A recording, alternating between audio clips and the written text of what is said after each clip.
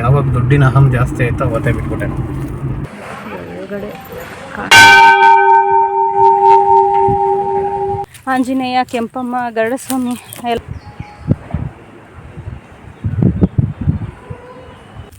ನಮಸ್ತೆ ಫ್ರೆಂಡ್ಸ್, ನಾವಿವತ್ತು ಹೊರ್ಗಡೆ ಬಂದಿದ್ದೀವಿ. ಹೊರಗಡೆ ಅಂತಂದರೆ ಮನೆ ದೇವ್ರ ಪೂಜೆ ಮಾಡಿಸಿರ್ಲಿಲ್ಲ. ಶ್ರಾವಣ ಮಾಸದಲ್ಲಿ ಪ್ರತಿ ವರ್ಷ ಎಲ್ಲ ದೇವ್ರಿಗೂ ಮಾಡಿಸ್ಕೊಂಬರ್ತೀವಿ. ಆಂಜನೇಯ, ಕೆಂಪಮ್ಮ, ಗರುಡಸ್ವಾಮಿ ಎಲ್ಲದಕ್ಕೂ. ಸೊ ಈ ಸರಿ ಮನೇಲಿ ಸ್ವಲ್ಪ ಪ್ರಾಬ್ಲಮ್ ಆಗಿದ್ದಕ್ಕೋಸ್ಕರ ಮಾಡಿಸಿರ್ಲಿಲ್ಲ. ಹಾಗಾಗಿ ಹೋಗೋಣ ಅಂಥೇಳಿ ಹೋಗೋಕ್ಕೆ ಆಗಿರಲಿಲ್ಲ. ಆದರೆ ಇವಾಗ ಹಾಗೆ ಪೂಜೆ ಮಾಡಿಸ್ಕೊಂಡು ಕೊರಟಗೆರೆ ನಿಯರಲ್ಲೇ ಕೆಂಪಮ್ಮಂಗೆ ಹೋಗಿದ್ವಲ್ಲ, ಹಾಗೆ ತೋಟಕ್ಕೆ ಹೋಗ್ಬಿಟ್ಟು ಇನ್ನೂ ಸ್ವಲ್ಪ ಗಿಡಕ್ಕೆ ಡ್ರಿಪ್ಪಿನ ಪೈಪ್ ಹಾಕಿರಲಿಲ್ಲ. ಸೊ ಅದನ್ನೆಲ್ಲನೂ ಹಾಕ್ಕೊಂಡು ಇವಾಗ ಮನೆ ಹತ್ರ ಹೋಗ್ತಾಯಿದ್ದೀನಿ. ಸೊ ಈ ಬೇಸಿಗೆ ಬಂತಲ್ಲ, ಗಿಡಕ್ಕೆ ನೀರಿಲ್ಲ ಅಂತಂದರೆ ಒಣಗೋಗ್ಬಿಡುತ್ತೆ. ಅದಕ್ಕೋಸ್ಕರ ಬನ್ನಿ. ಕಂಬಿ ಮೇಲೆಲ್ಲ ಕೋತಿಗಳು ಕೂತಾವ ನೋಡಿ. ಇದು ಹಳ್ಳಿ ಮರ, ನಾಗರಕಟ್ಟೆ ಕನ್ಸ್ಟ್ರಕ್ಷನ್ ಆಗ್ತಾಯಿದೆ. ಅದಕ್ಕೆ ಅಷ್ಟೊಂದೇನು ಕ್ಲೀನಿಂಗ್ ಏನೂ ಇಲ್ಲ. ಬೇರೆ ಫ್ರೆಂಡ್ಸ್, ಅಲ್ಲಿ ನೋಡಿ 2 ಮಂಕಿಗಳು ಹೆಂಗೆ ಜಗಳ ಆಡ್ತಾ ಇದ್ದಾವೆ ಅಂತ. ಅಲ್ಲಿ ನೋಡಿ 2 ಕ್ಯೂಟ್ ಮರಿಗಳು. ಇದು ಬಂದು ಗೊಲ್ಲಳ್ಳಿ ಆಂಜನೇಯ ಸ್ವಾಮಿ ದೇವಸ್ಥಾನ. ನೀವು ನೋಡ್ತಾ ಇದ್ದೀರಲ್ವ, ಇನ್ನೂ ಕಟ್ತಾ ಇದ್ದಾರೆ, ಇನ್ನೂ ಕಂಪ್ಲೀಟ್ ಆಗಿಲ್ಲ. ಅದಕ್ಕೆ ಅಂತಲೇ ಪಕ್ಕದಲ್ಲಿ ಒಂದು ಚಿಕ್ಕ ದೇವಸ್ಥಾನದಲ್ಲೇ ಪೂಜೆ ಮಾಡಿಕೊಡ್ತಾ ಇದ್ದಾರೆ. ಅಲ್ಲಿರೋದು ಕೂಡ ಆಂಜನೇಯ ಸ್ವಾಮಿನೇ. ಚೆಲ್ಲಿರುತ್ತಲ್ಲ, ತೆಂಗಿನಕಾಯಿ ಹೊಡೆದಿರುತ್ತವ, ಎಳ್ನೀರು ಚೆಲ್ಲಿರುತ್ತಲ್ಲ, ಅದನ್ನು ಮಂಕಿ ಕುಡಿತಾ ಇದ್ದಾವೆ. ಹಾಗೆ ನೆಕ್ಸ್ಟು ನಾವು ಹೋದಂಥ ಇನ್ನೊಂದು ದೇವಸ್ಥಾನ ಯಾವುದಪ್ಪ ಅಂದರೆ ಕರಿತಿಮ್ಮರಾಯ ಸ್ವಾಮಿ ದೇವಸ್ಥಾನ ಅಂತ. ಇದು ಯಾವ ಊರಂತ ನಿಮ್ಗೇನಾದರೂ ಗೊತ್ತಿದ್ದರೆ ಕಮೆಂಟ್ ಮಾಡಿ.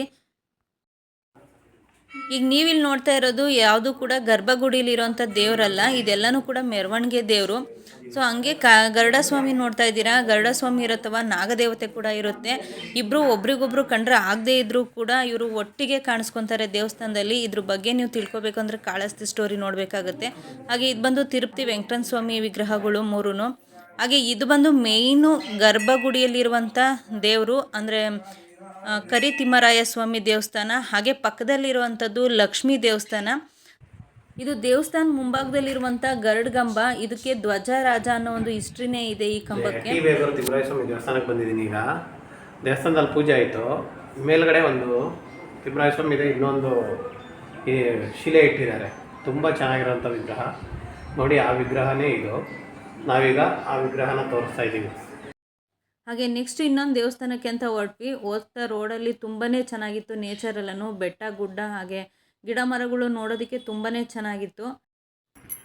ಈ ದೇವ್ರು ಬಂದು ಗಣೇಶ ಸ್ವಾಮಿ. ಇದು ಮೇನ್ ರೋಡಲ್ಲೇ ಇದೆ. ಅಷ್ಟೇ ಅಲ್ಲ, ತುಂಬಾ ಫೇಮಸ್ ಆಗಿರುವಂಥ ದೇವಸ್ಥಾನ. ಇದು ಒಂದೇ ಕಲ್ಲಿನಲ್ಲೇ ಗಣೇಶ ಉದ್ಭವ ಆಗಿರೋದು ಅಂತ ಹೇಳ್ತಾರೆ. ಇದು ನಾವು ಚಿಕ್ಕ ಹುಡುಗರಿಂದನೂ ಕೂಡ ಹಾಗೆ ನೋಡ್ತಾ ಬಂದಿದ್ದೀವಿ.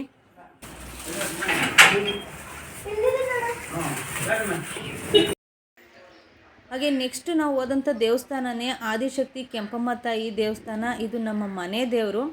ಇದು ಕೊರಟಗೆರೆನಲ್ಲಿರುತ್ತೆ. ಹಾಗೆ ಇದು ದೇವಸ್ಥಾನದ ಮುಂಭಾಗದಲ್ಲಿ ಇರುವಂಥ ಗರುಡಗಂಬ. ಇದು ಗರ್ಭಗುಡಿಗೆ ನೇರವಾಗಿರುತ್ತೆ. ಒಳಗಡೆ ಇರುವಂಥ ಗರ್ಭಗುಡಿಯಲ್ಲಿರುವಂಥ ದೇವರ ಶಕ್ತಿಯನ್ನು ಆಕರ್ಷಣೆ ಮಾಡೋ ರೀತಿಯಲ್ಲಿ ಇರುತ್ತೆ. ದೇವರ ಶಕ್ತಿಯಷ್ಟೇ ಶಕ್ತಿಯನ್ನು ಕೊಟ್ಟಿರ್ತಾರೆ ದೇವರು ಇದಕ್ಕೆ. ಅಷ್ಟೇ ಅಲ್ಲ, ದೇವಸ್ಥಾನದ ದ್ವಾರಪಾಲಕರು ಏನಿರ್ತಾರೆ ಅವರು ಕೂಡ ಒಂದು ಕಾಲದಲ್ಲಿ ದೇವರನ್ನು ತಪಸ್ಸು ಮಾಡಿ ಅವರ ಪ್ರೀತಿ ಪಾತ್ರರಿಗೆ ಪಡ್ಕೊಂಡು ಅವರು ಈ ರೀತಿಯಾಗಿ ಬಂದಂಥ ಭಕ್ತಾದಿಗಳು ಮೊದಲು ನಿಮ್ಮ ದರ್ಶನವನ್ನು ಪಡೆದು ಬರಲಿ ಅಂತ ಹೇಳಿ ದೇವರ ಆಶೀರ್ವಾದವನ್ನು ಮಾಡಿರ್ತಾರೆ ಅನ್ನೋ ನಂಬಿಕೆ ಇದೆ.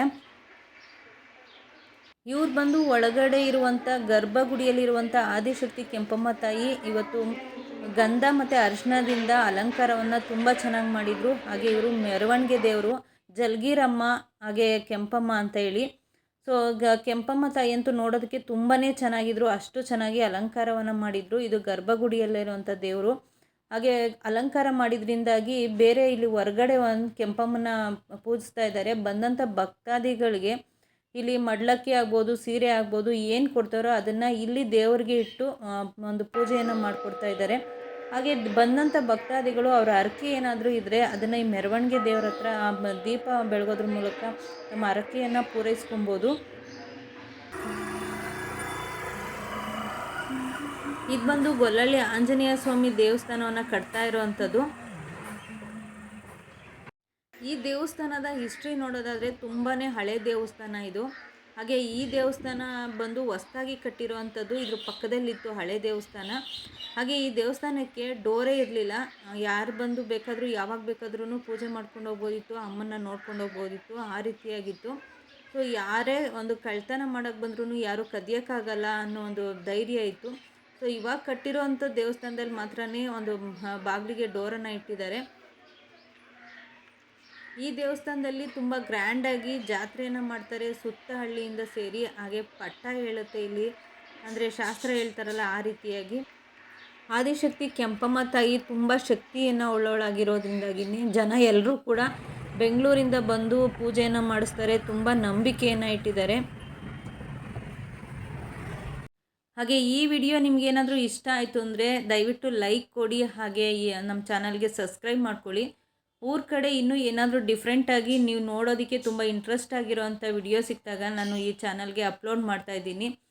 ಸೊ ನಮಗೂ ನೆಕ್ಸ್ಟ್ ವಿಡಿಯೋ ಹಾಕೋದಕ್ಕೆ ಒಂದು ಖುಷಿ ಸಿಗುತ್ತೆ. Thank you.